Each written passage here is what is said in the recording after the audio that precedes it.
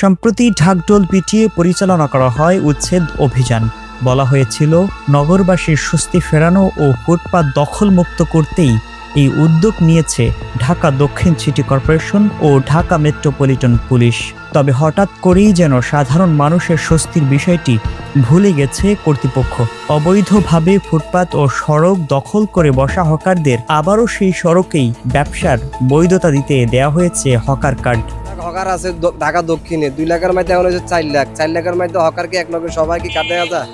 আপনি কার্ড দেন যাই কিছু করেন হকারের জন্য, কিন্তু পুরান দোকানদারা করে ফালাইয়া নতুন কোনো দোকানদারদের না বসা, এটাই সরকারের কাছে আবেদন আমার। অনেক দিনে পুরান একটা দোকানদার 10 বছর 15 বছর 20 বছর এখানে লাইফ শেষ হয়ে গেছে, ব্যবসা করতেছে।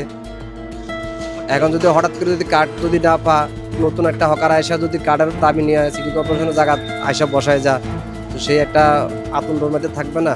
আমরা এই গল্লির ভিতরে এই মাথা থেকে এই মাথা কয়টা চা দোকান, বাইরে যারা দোকান করছে ওরা না দিলেও তো 50-60 টাকা মানে ক্ষুদ্র করে দেয়া লাগছে, পাইনি। কিন্তু কিছু মানুষে পাইছে, কিন্তু যারা পাইছে দেখলাম ওরা কোনো সময় দেখিও না, ওরা কি হকার না কি তাও জানি না, ওরা কিন্তু কাঠ পাইয়া বয়ে রয়েছে।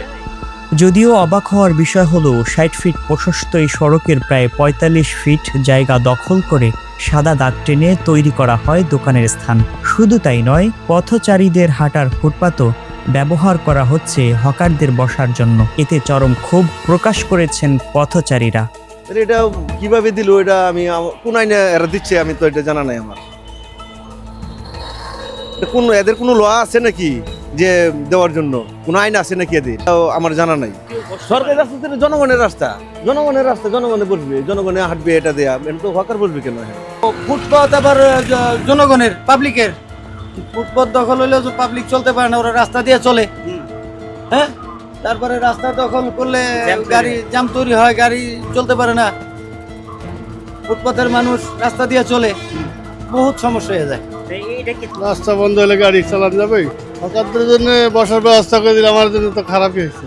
নাহলে ওর থেকে তো টাকা লিয়া বসে না, তো বসে না, ওরা তো অবৈধ। হ্যাঁ, কষ্ট হয়, অনেক কষ্ট। যানজট বেড়ে যায়, যাত্রী মনে করো রাস্তা বন্ধ হয়ে গেলে 2-3টা গাড়ি মনে করো যাওয়ার সমস্যা হয় না, এই জন্যই তো কষ্ট। তবে হকার কার্ড বিতরণ নিয়ে উঠেছে নানা অভিযোগ। ব্যবসায়ীরা বলছে, যাদের কার্ড দেয়া হচ্ছে তাদের অনেককেই আগে কখনো দেখেননি কিংবা চেনেন না তারা। এতে প্রকৃত হকাররা মূল্যায়ন পাবে কিনা তা নিয়ে শঙ্কা তাদের। এটা আমাদের জন্য খুবই পেরেশানি এবং যন্ত্রণাদায়ক। দেখা যায় যে সময় আমাদের কাস্টমার ঢুকতে পারে না, যে ভাই ফুটপাতের কারণে গাড়ি নিয়ে আসতে পারতেছি না, গাড়ি রাখতে পারতেছি না। এটা আমাদের জন্য খুবই প্যারা হচ্ছে। হকার কার্ড পাওয়া একজনের সঙ্গে কথা বলে জানা যায়, অতিরিক্ত রাস্তা দখল করার পক্ষে নন তিনি। তার দাবি, দুপাশের পথচারীদের চলাচলের জায়গা রেখেই যেন হকারদের পুনর্বাসনের ব্যবস্থা করে কর্তৃপক্ষ।